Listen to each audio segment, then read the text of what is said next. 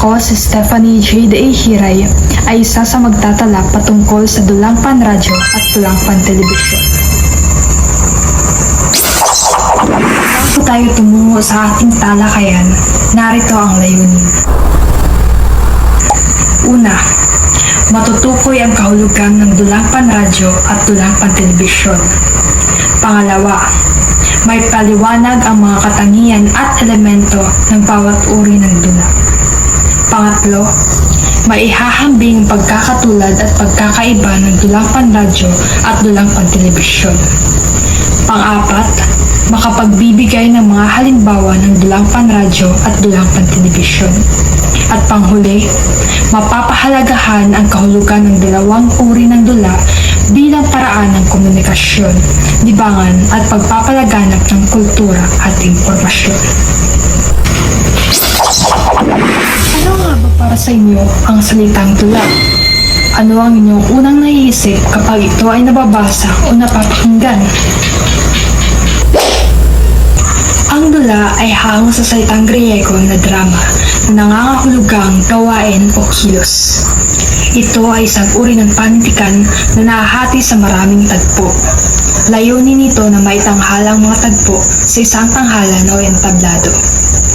Ayon kay Soku, ang dula ay isang uri ng sining na may layuning magbigay ng makabuluhang mensahe sa manonood sa pamamagitan ng kilos ng katawan, dialogo at iba pang aspekto nito. Ang dula naman ayon kay Arrogante ay isang pampanitikang paggaya sa buhay upang may pamalas sa tanghalan. Sa pamamagitan ng dula, nailalarawan ang buhay ng tao ng maraming maaaring malungkot, masaya, mapagbiro, masalimuot at iba pa. Alam niyo ba sa madaling salita na ang dula ay isang uri ng panitikan na itinatanghal upang may pakita ang isang kwento. Ito ay gumagamit ng tauhan, tagpuan at dialogo.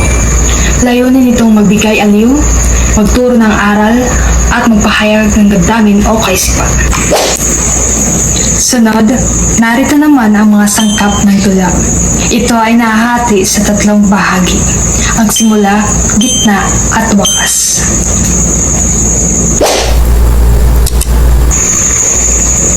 Sa simula ay narito ang tauhan, tagpuan, at sulyap sa suliranin. Ang tauhan ay ang gumaganap o kumikilos sa dula. Ang tagpuan ay ang lugar at panahon kung saan at kailan nagaganap ang mga pangyayari. At ang sulyap sa suliranin naman ay ang bahaging ipinapakita ang unang pahiwatig ng problema o hamon sa kwento. Sa gitna naman ay narito ang saglit na kasiglahan, tunggalian at kasutdulan. Ang saglit na kasiglahan ay ang bahagi kung saan tila maayos o magaan ang takbo bago sumiklab ang tunay na problema. Sa tunggalian naman ay ang labanan o alitan, at ang kasukdulan naman ay ang pinakmataas at pinakamasidhing bahagi ng kwento. At sa wakas naman ay narito ang kakalasan at kalutasan. Kakalasan ay ang unti-unting pagkalutas ng problema, at ang kalutasan ay ang huling bahagi kung saan ganap na nalutas ang suliranin at natapos ang kwento. Meron din tayong mga bahagi ng dula. Ito ay ang yugto, tagpo, at tanghal. Ang yugto ay ang malaking bahagi o kabanata ng isang dula na binubuo ng ilang tagpo. Ang tagpo naman ay ang pangyayaring nagaganap sa isang partikular na lugar, at ang tanghal naman ay ang pagtatanghal o pagganap ng dula sa harap ng mga manonood sa entablado. At narito naman ang mga uri ng dula: ang komedya, trahedya, melodrama, parsa, at sainete. Narito ang ilang halimbawa ng komedya. Narito din ang halimbawa para sa trahedya.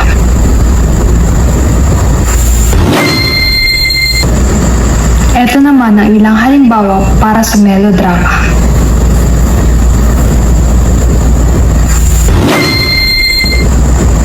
Narito din ang para sa farsa. At narito din ang para sa sainete.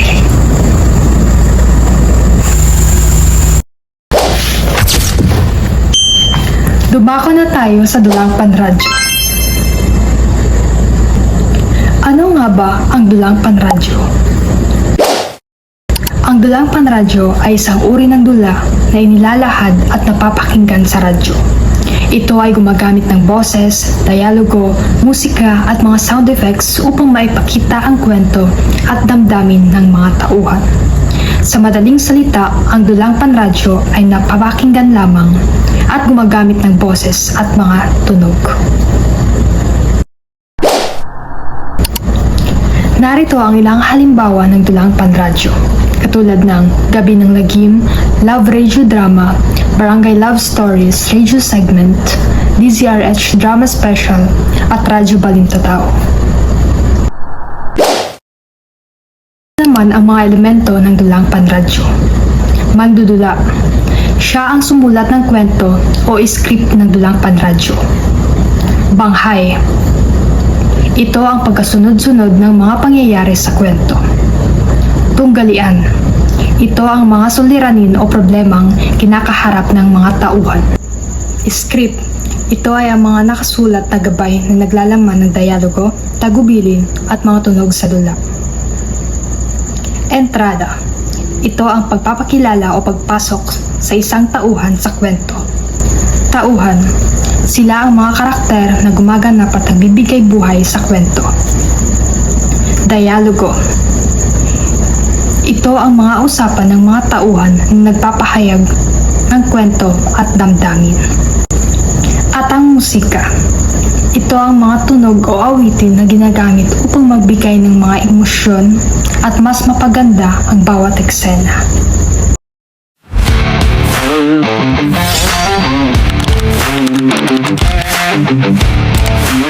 Magandang araw po sa ating lahat. Ako nga po pala si John Liam Rafael Ligaliano, ang tagapag-ulat po ngayon. Ang aking tatalakayin ngayon ay ang dulang pantelebisyon. Ano nga ba ang dulang pantelebisyon?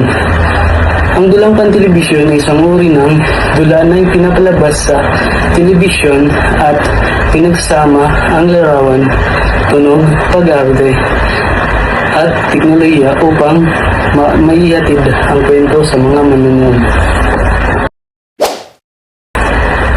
Mga halimbawa naman ng pandulang telebisyon. Narito ang PPGs ang Probinsyano at MMK o Maalaala Mo Kaya, Widow's War, Abot Kamay ng Pangarap, 39.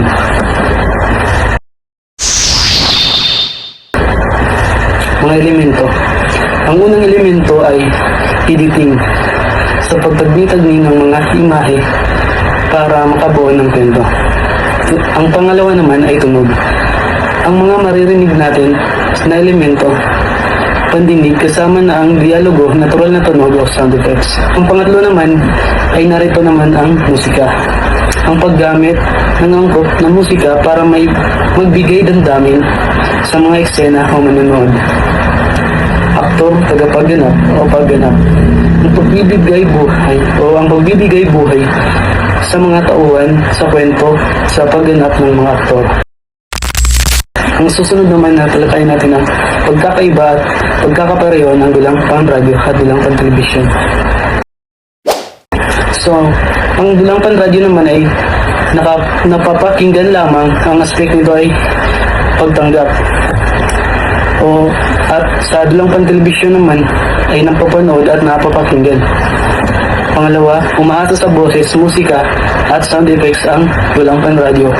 Ngunit sa dulang pantelebisyon ay gumagamit ng larawan, tunog, ilaw at iba pang visual effects.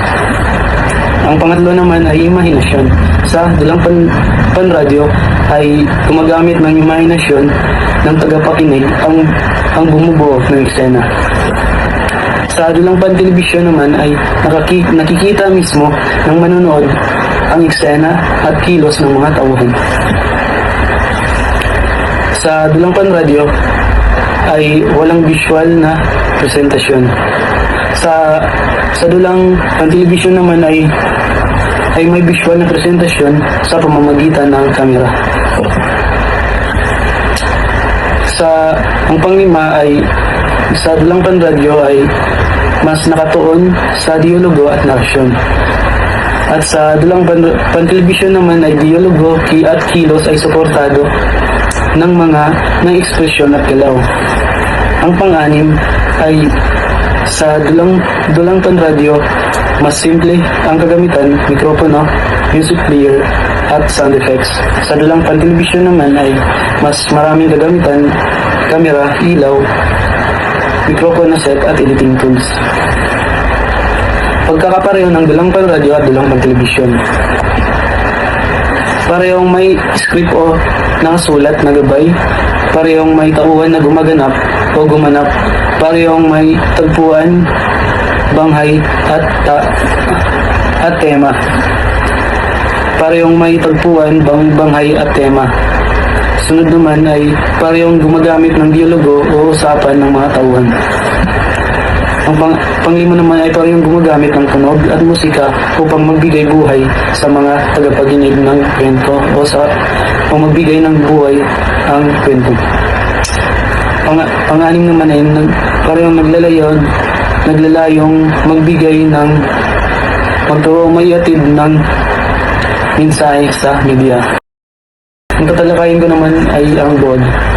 Sa buod, ang dula ay isang uri ng panitikan o kinata o sinulat para itanghal. Naglalaman ito ng mga kwento at inaakto ang mga tauhan sa isang espasyo na kung tawagin ay entablado. Ang dulang panradyo naman ay isang uri ng naririnig ng tao na sadyang naiiba sa mga dulang itinatanghal sa mga tanghalan. Samantalang dulang pantelebisyon naman ay isang uri ng dula kung saan ating mapapanood sa ating mga telebisyon. At yun lamang po, maraming salamat sa pakikinig. Salamat.